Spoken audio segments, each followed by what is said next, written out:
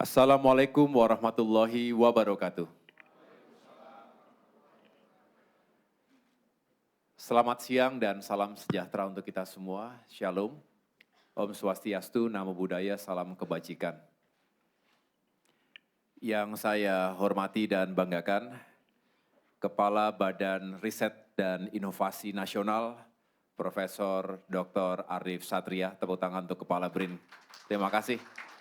Beliau selalu setia membersamai Kementerian Koordinator Bidang Infrastruktur dan Pembangunan Kewilayahan, bukan hanya karena kantornya satu kompleks, tetapi karena memang beliau punya spirit untuk terus mendukung infrastruktur di seluruh Indonesia, tentunya dengan menghadirkan berbagai inovasi dan juga karya-karya anak negeri terbaik untuk bisa menjadi implementasi kebijakan di tingkat nasional maupun daerah. Kita juga menantikan hadirnya salah satu tokoh yang juga tidak asing bagi kita, Ibu Retno Marsudi. Saat ini beliau sebagai UN Special Envoy on Water, sebelumnya sebagai Menteri Luar Negeri Republik Indonesia selama 2 periode, dan tentunya kita ingin dengarkan juga apa yang menjadi pandangan beliau tentu dari perspektif global dan juga kebijakan-kebijakan Perserikatan Bangsa-Bangsa yang tentunya ada kaitan dengan urusan air termasuk untuk Indonesia. Hadir pula tentunya para tokoh dan pejabat di berbagai lingkungan, kementerian dan lembaga. Yang pertama saya ingin menyapa tentunya Kepala Badan Pengembangan Infrastruktur Wilayah BPIW, Kementerian Pekerjaan Umum, Bapak Bob Arthur Lambogia, yang dulu juga sebagai Direktur Jenderal Sumber Daya Air. Dan kita beberapa kali berkegiatan bersama di Jakarta maupun di daerah, dan rasanya sangat relevan untuk kita hadirkan bersama pada siang hari ini.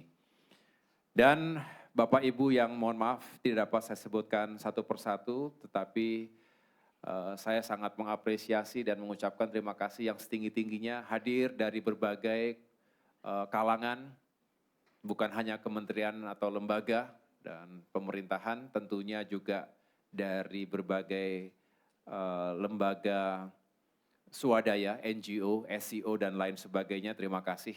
Kita sama-sama ingin memperjuangkan water security, swasembada air untuk Indonesia.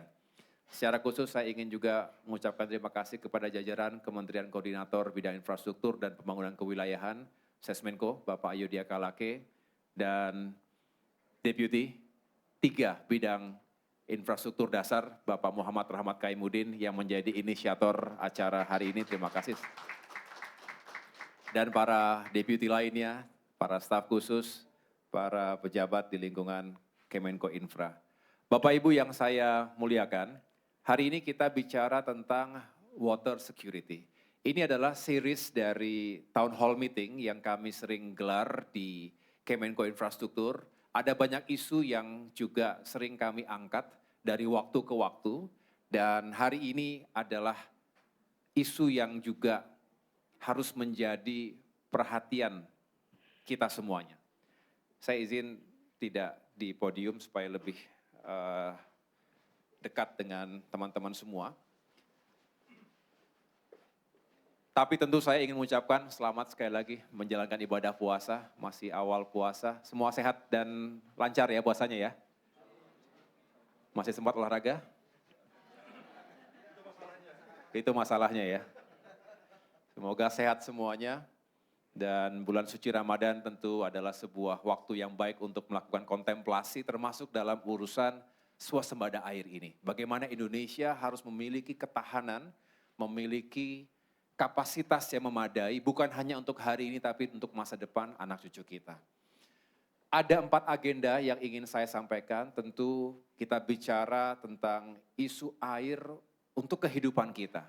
Apa yang terjadi di masa lalu, hari ini dan ke depan. Kemudian kita ingin terus melakukan konservasi air karena ini sesuatu yang sangat mendasar. Lalu penggunaan air untuk berbagai kepentingan, dan terakhir tentunya bagaimana kita bisa memitigasi dampak-dampak buruk, dampak-dampak bahaya termasuk bencana alam yang sering mengintai kita semua akibat bisa karena kekurangan air, bisa karena kelebihan air.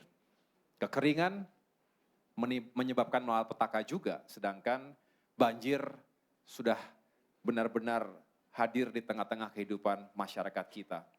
Bapak Ibu sekalian, mari kita mulai agenda yang pertama, Water for Life. Kita bicara lintasan waktu. Dan jarang-jarang saya mengutip Al-Quran dalam presentasi, karena ini bulan suci Ramadan. Dan tepat rasanya, Al-Mu'minun 18, we have sent down rain from the sky.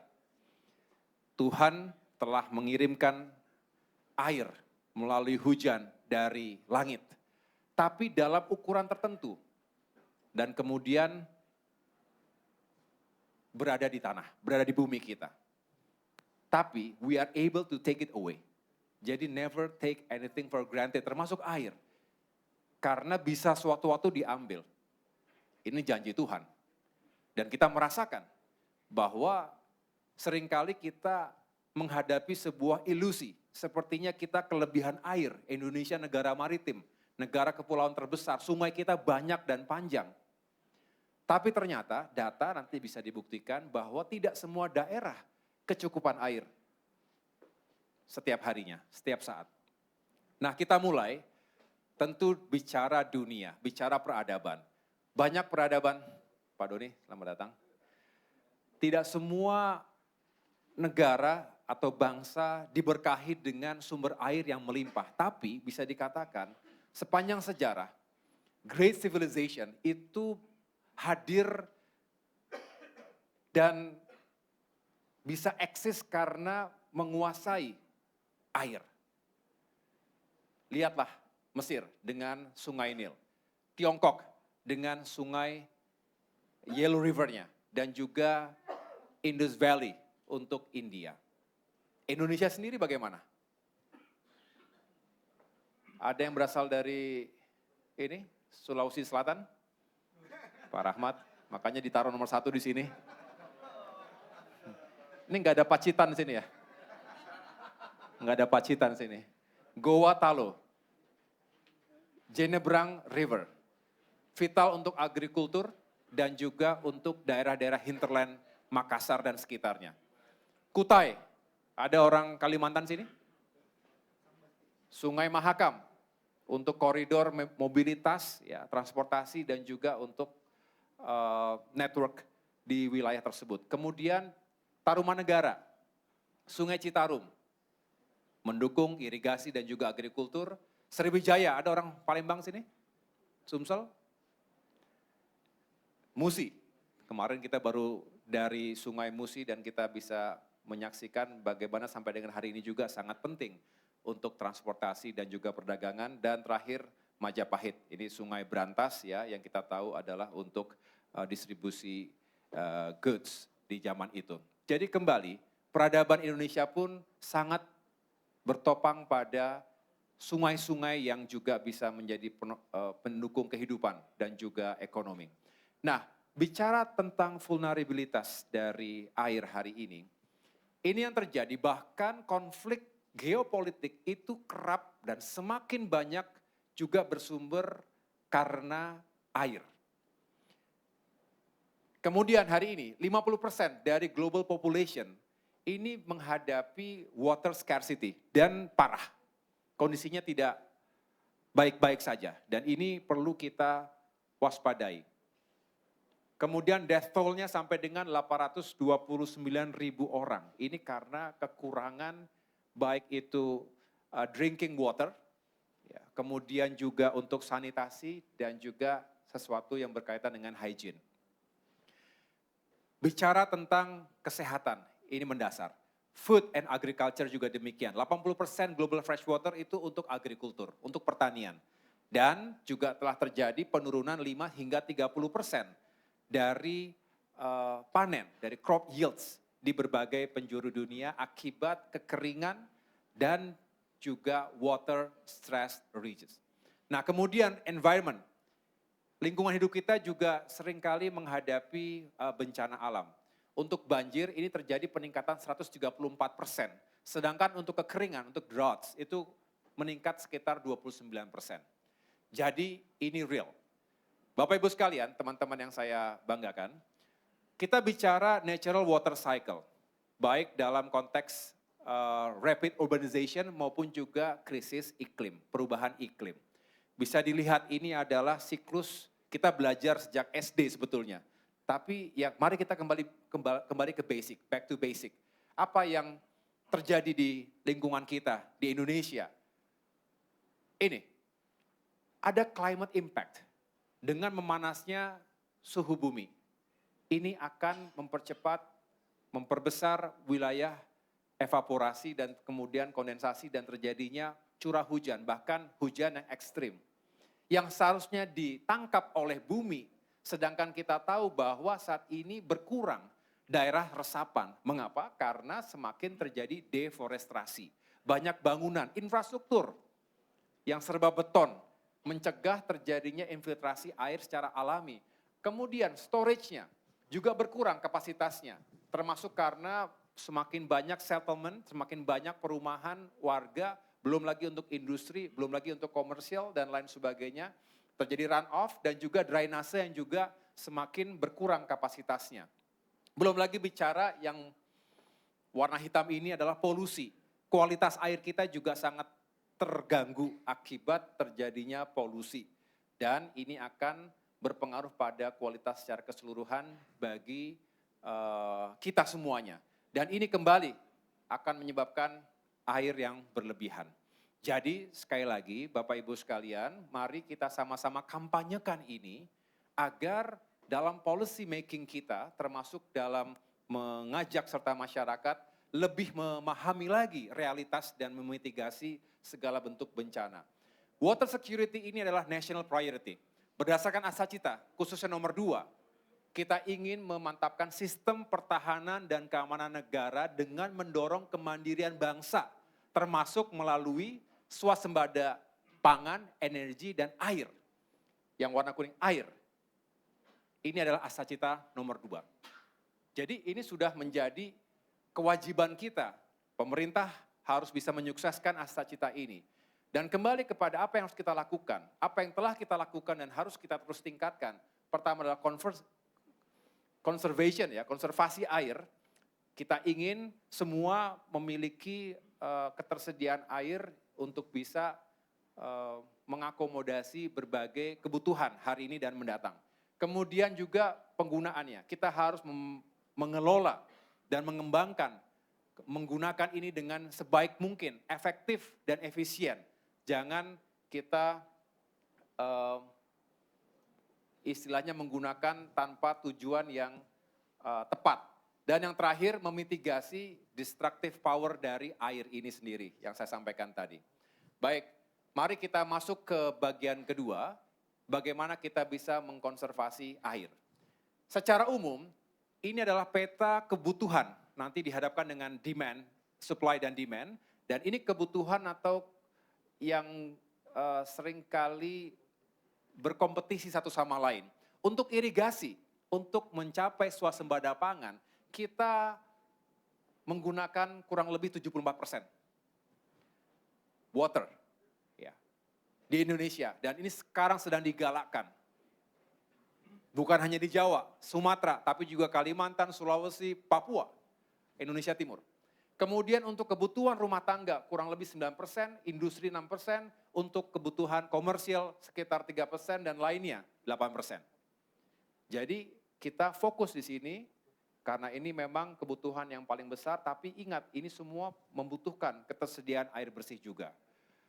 Nah kalau kita lihat rasionya, 43,5% yang warna merah ini bisa dikatakan setiap tahunnya itu kekurangan, supply lebih kecil dibandingkan demand. Yang warna merah, termasuk untuk bi-weekly supply-nya lebih kecil daripada bi-weekly demand. Sedangkan yang warna kuning, yang ada di sebagian Jawa, ini Lampung, kemudian juga Nusa Tenggara Timur, itu 28,7% kurang lebih, itu sebetulnya yearly supply masih lebih besar daripada yearly demand, tetapi Biweekly-nya di dalam atau di sejumlah daerah, di sejumlah periode masa itu kurang. Artinya ya tidak imbang, tidak setiap saat tersedia air bersih dalam jumlah yang memadai. Sedangkan yang warna hijau ini sebetulnya cukup, karena ini jauh lebih besar supply dibandingkan demand. Sehingga permasalahannya, kadangkala ini kembali tadi ada ilusi, kita melimpah air bersih padahal 140 atau 150 juta penduduk Indonesia tinggal di Pulau Jawa ini. Jadi tidak merata, tidak ada di sini, kecuali semuanya merata sehingga tidak ada masalah dengan ketersediaan air bersih. Ini masalahnya ada ketimpangan antara supply dan demand. Nah, sekarang bicara polusi. Polusi ini juga menjadi masalah utama, 70% bisa dikatakan national rivers kita mengalami polusi. Dan dari 29,3% yang dimonitor, ini memenuhi standar, sedangkan yang lainnya antara moderat sampai dengan bisa dikatakan heavily polluted. Jadi ini juga masalah utama sungai-sungai kita. Dibandingkan dengan negara di tetangga kita, ya tetangga kita di ASEAN. Ini bicara storage per kapita. Indonesia 71 meter kubik per kapita. Coba dibandingkan dengan Vietnam, berapa ini? 310. Malaysia 710. Thailand 1000 meter kubik per kapita. Jadi kita jauh. Berapa kebutuhan kita? Kebutuhan kita sebetulnya yang ideal itu kurang lebih 100 hingga 150 meter kubik per kapita. Jadi kalau dari 70 meter kubik per kapita dibutuhkan 1,5 sampai dengan 2 kali lipatnya. Betul ya? Nah ini pekerjaan kita masih banyak sekali. Mari kita lihat, dihadapkan dengan yang sering disebut Pak Rahmat itu warung jamu, waktu, ruang, jumlah, dan mutu.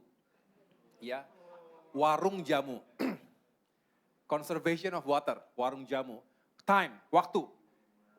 Tantangannya adalah waktu musim kering kurang air, waktu musim hujan kebanyakan air, betul ya? Oleh karena itu intervensinya apa?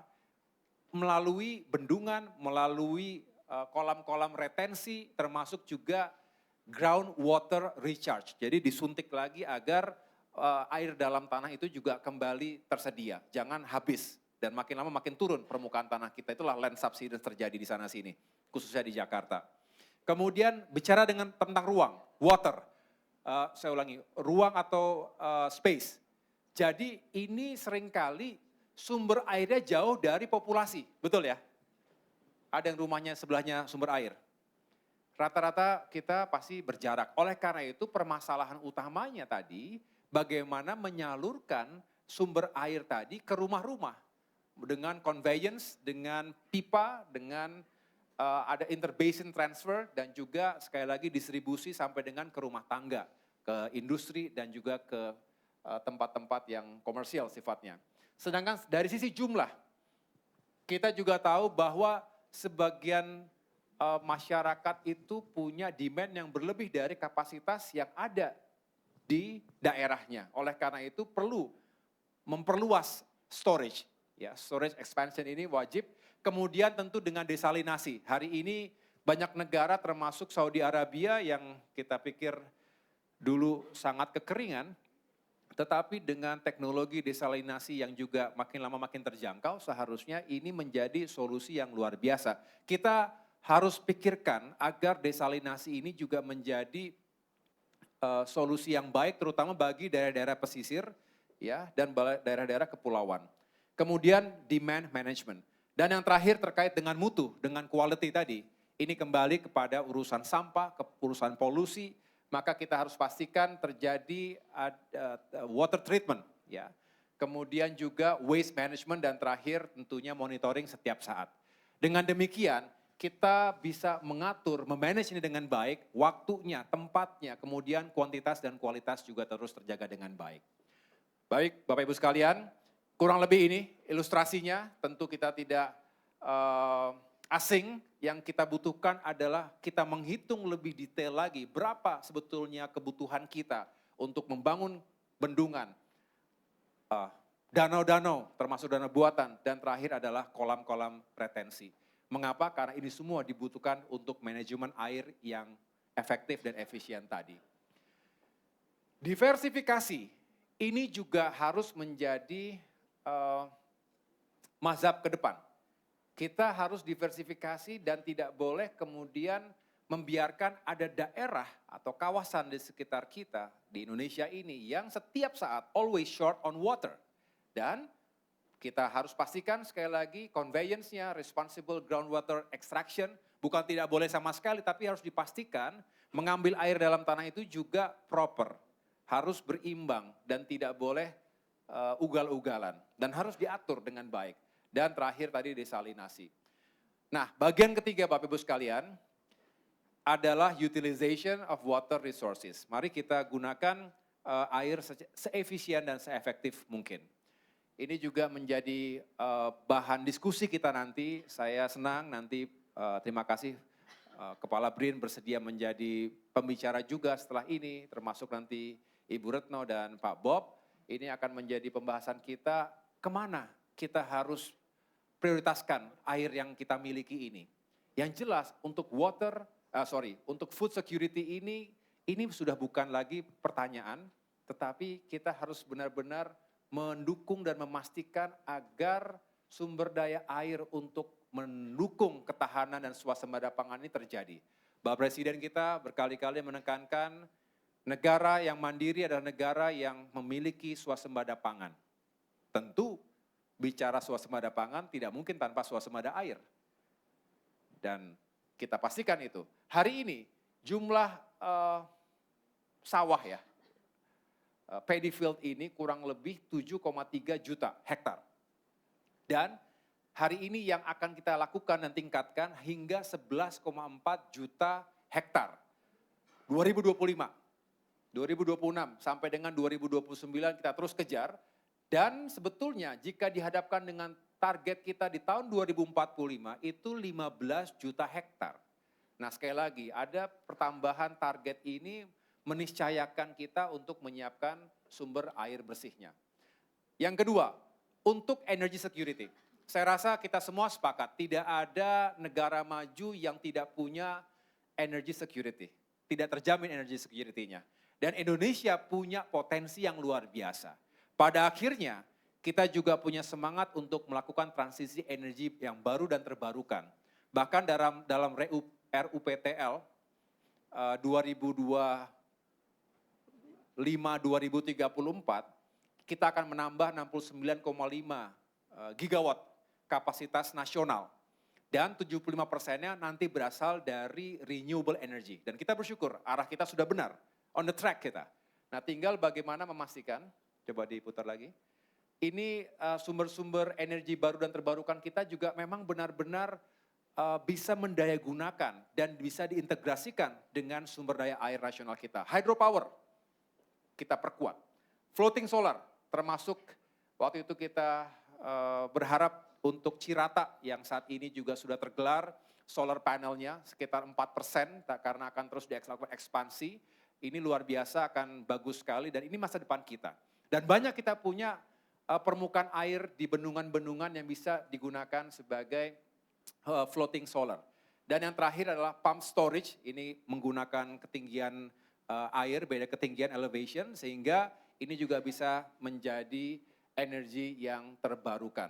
Jadi Bapak Ibu sekalian, mari kita terus hadirkan potensi ini. Saya sering kedatangan potential partners dan investors dari berbagai negara yang juga tertarik agar Indonesia ini semakin memiliki kemandirian energi dan sekali lagi berdasar pada renewable energy dan berdasar pada sumber daya air. Yang ketiga, bicara pipe water. Sudah tahu Bapak Ibu sekalian berapa jumlah penduduk Indonesia hari ini yang terhubung dengan air pipa? Sudah berapa kira-kira? Ya ini ya. Berapa persen? 14 juta house connections ini menghidupi ataupun mengaliri 56 juta orang. Berapa persen kira-kira dari penduduk kita? 20% baru 20%.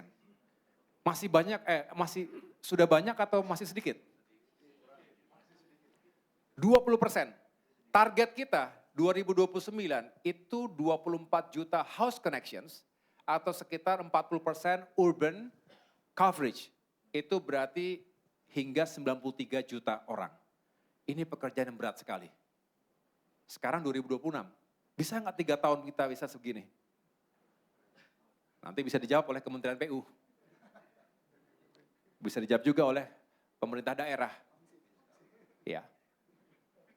Dan 2045 target kita sesuai dengan RPJMN, saya ulangi, RPJPN 2045, 56 juta house connections, 100%. Ini harapan Indonesia Emas. 211 juta orang. Ya, ini pekerjaan berat dan harus kita lakukan secara serius karena sekali lagi kita harus memastikan setiap warga itu punya akses terhadap air bersih. Sekarang ini ada sebuah chart yang menarik ya, ini Pak Rahmat yang buat ini, membandingkan harga pipe water di PDAM itu Rp6 per liter, kurang lebih. Kita anggap ini 1 indeksnya. Kalau sudah masuk ke jerrycan ya? Bahasanya jerrycan, pernah jerrycan sebetulnya? Jerrycan, dirihan. Ya. Jerrycan water, ini Rp150 per liter.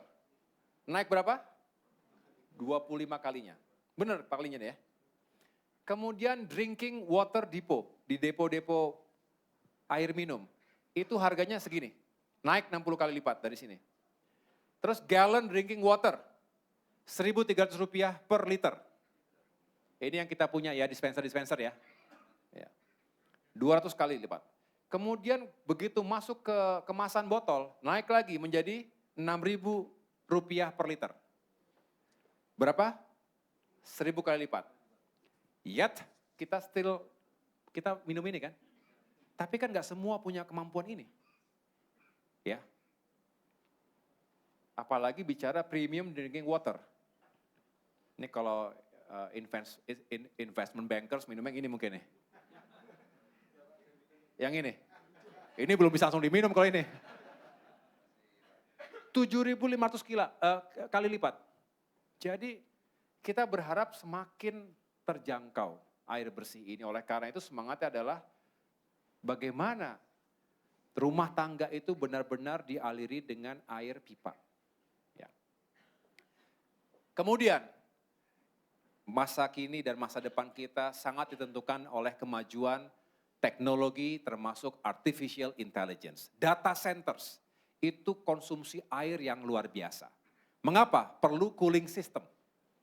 Perlu energi, perlu listrik, dan perlu air. Sedangkan kita ingin membangun data center ini di seluruh Indonesia, bahkan Indonesia menjadi hub dari data center di kawasan Asia Tenggara. Kita butuh air, termasuk juga untuk industrial boilers. Jadi ini juga harus dihitung dengan cermat. Dan yang terakhir, bagian terakhir Bapak Ibu sekalian, yang keempat, mari kita fokus pada mitigasi. Bagaimana menghadapi destructive power of water yang kita hadapi sehari-hari. Climate crisis. Siapa yang ahli cuaca di sini? Ada dukun cuaca? Ada orang BMKG di sini? Saya pernah di brief, Pak, mungkin Prof. Arief juga sangat menguasai ya, bahwa sudah sangat sulit untuk memprediksi. Ketika sebetulnya tropical cyclone itu jauh dari kelazimannya berada di sekitar ekuator. Ini? Oh, slide anak. Oh, kita pinjam berarti. Jadi, kita berharap Indonesia ini benar-benar waspada, tapi juga punya langkah-langkah mitigasi. Yang tadinya jarang terjadi di garis khatulistiwa, lihat nih. Ini aman harusnya kan? Harusnya kan di sini nih. Yang sering kan Taiwan tuh. Dan daya rusaknya dahsyat. Baik infrastruktur dasar, banyak yang hancur, jalan, jembatan, terisolasi daerah-daerah itu, tidak bisa ditembus oleh logistik. listrik padam, komunikasi putus, rumah-rumah hancur, banyak yang hanyut, hilang satu desa. Kemudian tentunya rumah sakit, sekolah, rumah ibadah juga turut menjadi korban. Ya. 1.200 orang meninggal, hilang, 2.100.000 orang mengungsi di awal-awal bencana Sumatera yang lalu. Nah, ini semua harus benar-benar menjadi wake up call kita. Yang tadinya tidak mungkin, yang tadinya unlikely terjadi tropical cyclone itu ternyata terjadi. Welcome, Your Excellency. Tepuk tangan dulu untuk Ibu Retno.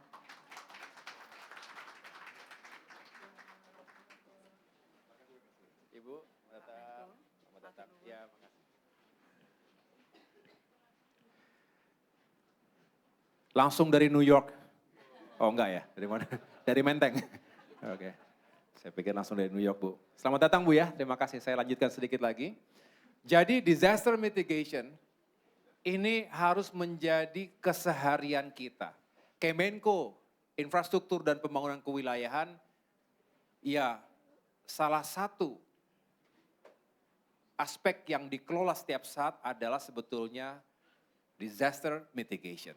Bersama dengan kementerian-kementerian terkait lainnya. Nah, rehabilitasi dan rekonstruksi ini mahal. Kementerian PU mengestimasi kebutuhannya sekitar 74 triliun rupiah untuk perbaikan pembangunan kembali infrastruktur dasar. Tadi, baik jalan, jembatan, kemudian saluran irigasi, rumah, saya ulangi, belum termasuk rumah itu, sekolah, rumah sakit, ya sumber air bersih. Sedangkan Kementerian Perumahan dan Kawasan Permukiman mengestimasi 8 hingga 10 triliun untuk memperbaiki dan membangun rumah yang rusak, yang hancur. Belum lagi yang lainnya. Jadi ini perlu kita terus kawal dan ingat banyak sekali yang juga terjadi karena penyalahgunaan ruang, saya ulangi, tata ruang wilayah. Masing-masing harus memiliki yang namanya RTRW. Rencana Tata Ruang Wilayah. Di tingkat nasional, tingkat provinsi, dan kabupaten kota sampai dengan yang paling detail namanya adalah RDTR. Rencana Detail Tata Ruang. Nah seringkali apa yang terjadi di hilir itu akibat penyalahgunaan tata ruang di hulu. Banjir terjadi di Bekasi misalnya. Karena apa yang terjadi di Bogor, di Puncak. Ini belum lagi bicara adanya banjir bandang dari utara. Nah, kita bicara sekarang Pantura. Kurang lebih 600 km dari Banten hingga Jawa Timur. Ini mengalami ancaman yang serius, Bapak Ibu sekalian. Mungkin bagi yang tidak tinggal benar-benar di bibir pantai, di tempat yang ternyata lebih rendah dibandingkan air laut, kita abai, kita tidak merasa ini sesuatu yang urgent. Tetapi banyak kawasan yang terjadi penurunan permukaan tanahnya itu bahkan hingga 15 sampai 20 cm per tahun. Jadi dalam 1 tahun, saya ulangi dalam 10 tahun, itu bisa turun 1,5 meter sampai dengan 2 meter. Jadi kalau lihat foto itu bukan hoax, memang benar permukaan air laut lebih tinggi dibandingkan tanah. Perlu tanggul. Tanggul pantai lama-lama juga kalah tinggi dari semakin meningkatnya, semakin tingginya permukaan air laut dan menurunnya permukaan tanah. Lalu solusinya apa? Itulah mengapa Bapak Presiden mengatakan kita perlu membangun sebuah coastal protection. Itulah mengapa sekarang ada yang namanya Badan Otorita Pengelolaan Pantura Jawa, BOPPJ. Giant Sea Wall yang sering disebut di media. Intinya bagaimana kita memproteksi Pantura Jawa ini yang berkontribusi signifikan secara ekonomi, GDP yang dikontribusikan ini signifikan. 50 juta orang tinggal di wilayah Pantura, termasuk para nelayan kita. Tetapi tentu jangan dibayangkan ini akan berupa beton dari ujung ke ujung. Tetapi ini akan merupakan kombinasi pendekatan, apakah itu gray solution maupun green solution. Jadi ada yang lebih sifatnya nature-based solution, termasuk dengan mangrove, breakwater dan lain sebagainya. Bapak Ibu sekalian, Strategic intervention. Ini adalah urusan pemerintah tapi juga semua stakeholders yang dihadirkan pada siang hari ini dalam town hall meeting ini. Terima kasih sekali lagi. Bisnis kita adalah strategic intervention. Setelah mengetahui duduk perkara permasalahannya, kita harus hadirkan intervensi strategis melalui kebijakan, melalui enforcement, dan juga harus kita kawal karena tidak bisa hanya satu periode pemerintahan, kemudian ganti pemerintahan, ganti lagi pendekatan. Ini harus berkelanjutan, karena ini juga masalah yang panjang dan kompleks. Ada 4 yang harus kita lakukan. Yang pertama adalah dekarbonisasi. Di ruangan ini juga, beberapa minggu yang lalu kami melakukan town hall meeting tentang dekarbonisasi transportasi misalnya. Artinya di semua sektor kita harus melakukan dekarbonisasi untuk memitigasi lebih buruknya global warming. Kemudian sekaligus menstabilisasi rainfalls, hujan yang tadi sering terjadi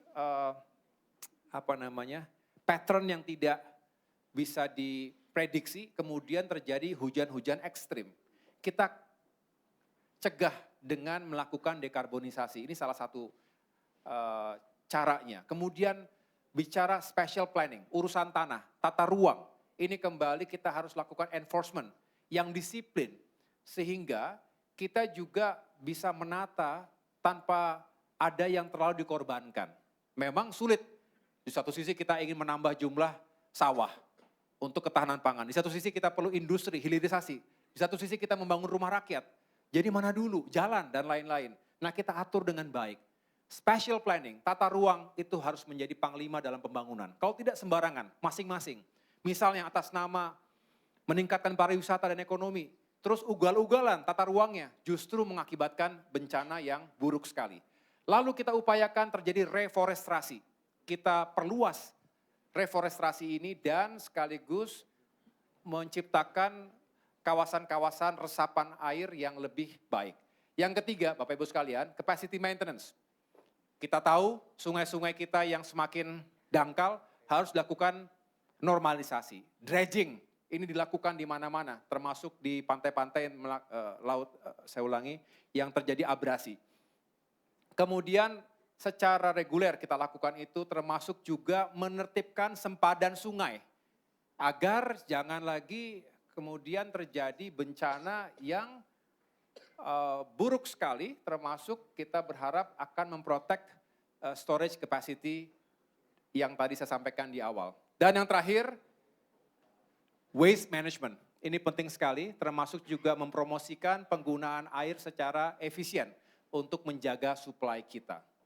Jadi kesimpulannya, kembali ke peta ini Bapak Ibu tadi masih ingat ya di awal ya, tapi ada 4 sekarang elemen utama. Pertama yang merah ini adalah dekarbonisasi untuk memitigasi evaporation, condensation dan juga precipitation. Kemudian land and spatial planning untuk memastikan infiltration ini bisa baik, dan dengan melakukan capacity maintenance untuk memastikan storage dan drainase kita juga memadai, dan terakhir water usage dengan kontrol yang baik terhadap polusi. Saya rasa itu yang bisa saya sampaikan sebagai pembuka dalam acara town hall meeting ini. Kita mendengar dengan seksama ya, menyimak, mencatat, dan semua yang tadi disampaikan, apakah itu bentuknya pertanyaan, masukan, atau kritik, rasanya semuanya penting dan relevan. Dan terima kasih sekali lagi kepada Bapak Ibu sekalian, terutama kepada para panelis, Ibu Retno, Profesor Arief, Pak Bob, dan tadi saya tentu tidak ingin mengulangi satu persatu, tapi contoh tadi Bung Fahmi, benar ya, menyampaikan dari PJTI, PJT1, oke, PJT1, dan juga tadi disampaikan jangan sampai kita bisa membuat tapi tidak bisa memelihara. Jadi cost-nya terus mengalir tapi tidak efisien. Dan ini benar sekali, saya dalam sejumlah kesempatan datang ke bendungan-bendungan baik yang besar maupun yang lebih medium atau kecil ukurannya. Banyak yang menyampaikan masalah sedimentasi dan banyak permasalahan teknis lain karena kurang anggaran untuk O&M. Ini yang akan mempengaruhi pada kapasitas secara keseluruhan dan rasanya kalau tidak kita optimalkan nanti membangun bendungan lebih banyak lagi juga masalahnya akan sama terus. Dan ini akan kita perhatikan. Terima kasih. Law enforcement hulu ke hilir sudah kita catat dan menjadi concern kita seringkali benar. Semua mengatakan ini untuk pertumbuhan ekonomi termasuk untuk pariwisata, tapi kalau at the expense of our environment, saya rasa tidak bertanggung jawab dan ini malah justru kontraproduktif dan berakibat buruk. Bung Neil, Andika, terima kasih tadi masukan untuk ada konsolidasi data yang jelas, akurat dan bisa menjadi referensi bersama. Saya rasa ini juga penting. Kita harus mengintegrasikan semua sumber. Ya tentu bukan hanya Kementerian PU tentu utama karena ada Direktorat Jenderal Sumber Daya Air, tapi juga ada sumber-sumber lain yang juga harus dikelola dan diintegrasikan sehingga ada platform yang bisa digunakan bersama. Kemudian terkait dengan kurang sinkronnya ini juga masalah. Dan terima kasih dan kita saya rasa juga harus jujur mengatakan mungkin salah satu bentuk atau salah satu alasan bahwa Presiden Prabowo menghadirkan Kementerian Koordinator Bidang Infrastruktur ini termasuk ada pembangunan kewilayahan sebetulnya untuk mengintegrasikan, mensinkronisasi dan mengorkestrasi sekaligus segala urusan terkait dengan pembangunan infrastruktur. Kami mendengar sejumlah case studies misalnya bendungannya besar, megah, memakan biaya triliunan, tetapi tidak langsung terhubung dengan saluran irigasi, primer, sekunder, tersier, sehingga tidak punya dampak langsung terhadap indeks pertanaman dan peningkatan kesejahteraan petani kita. Ya ini yang perlu kita rapikan dan kita disiplinkan. Lalu tentu preventif lebih baik dibandingkan rehabilitasi dan rekonstruksi yang mahal dan kompleks, dan akhirnya kembali pada anggaran kita bagaimana. Fiskal kita selalu terbatas. Bencana alam besar, tidak bisa menunda. Tapi daerah-daerah lain juga pasti akan teriak, Pak kami butuh jalan daerah, Pak kami butuh irigasi, Pak kami butuh membangun sekolah. Jadi mereka juga simpati, bukan tidak berarti simpati dengan daerah bencana, tapi pada akhirnya mereka juga punya konstituen. Mereka punya tanggung jawab moral dan politik.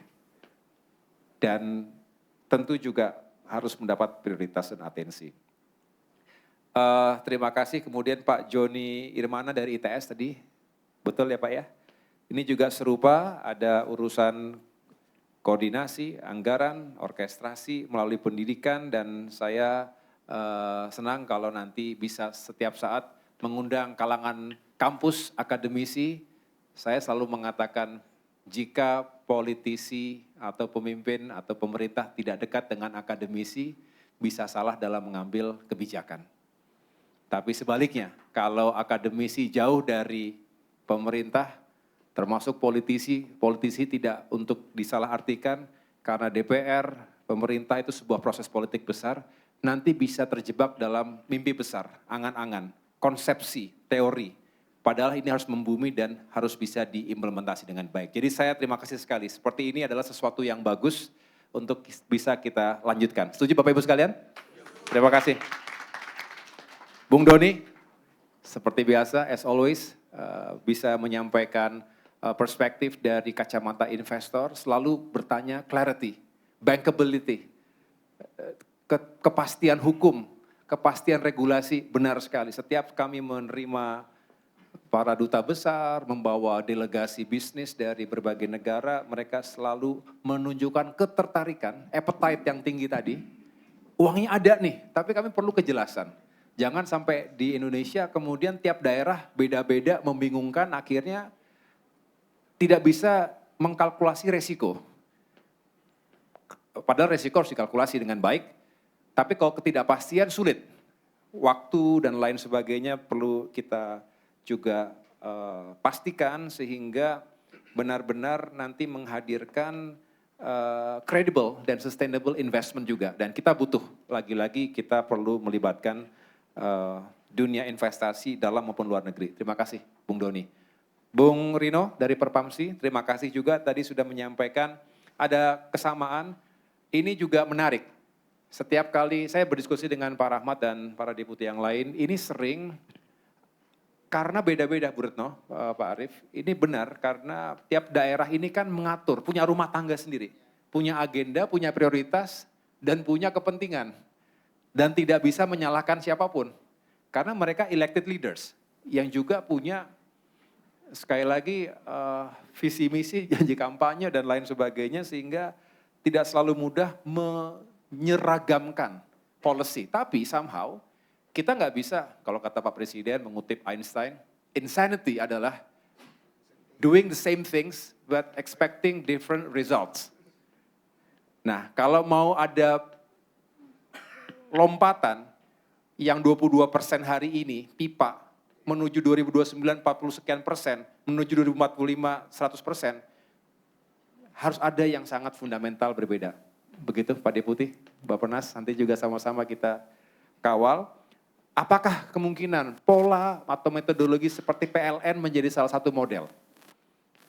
Meregulate secara keseluruhan, komprehensif, sehingga KPI-nya lebih jelas juga, karena sekarang benar pasti PU punya KPI, jaringannya seperti apa, kemudian non-revenue waternya juga harus makin turun, supaya nggak bocor sana bocor sini. Tapi Kemendagri tentu punya harapan agar kontribusi ke daerah lebih besar, karena daerah juga butuh pendapatan agar bisa membangun yang lain dan lain sebagainya. Jadi nggak bisa disalahkan juga. Nah, tapi perlu ada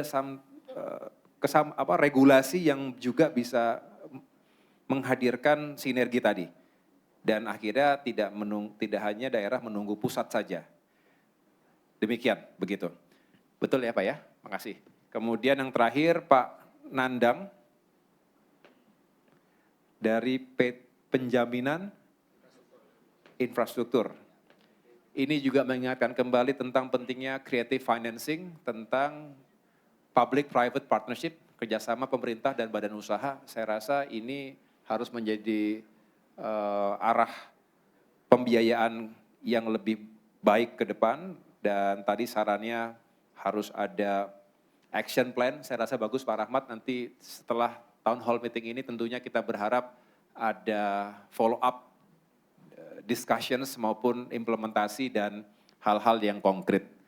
Tapi overall saya merasa senang dan berbahagia hari ini kita duduk bersama, mudah-mudahan nambah pahala puasanya. Apalagi yang air wudhunya dipakai baskom tadi itu. Nambah pahala buat lingkungan juga itu. Baskomisasi apa tadi? Sekarang semua ada isasinya semua sekarang. Terima kasih sekali lagi teman-teman sekalian, teman-teman media juga terima kasih. Mohon dibantu amplifikasi semangatnya, spiritnya. Kalaupun ada masalah, tantangan hari ini, ya kita embrace, itulah masalah Indonesia. Tapi kita tidak berhenti dalam masalah, tetapi kita terus kejar solusi terbaik untuk masa depan kita. Terima kasih, kurang lebihnya saya mohon maaf. Wassalamualaikum warahmatullahi wabarakatuh.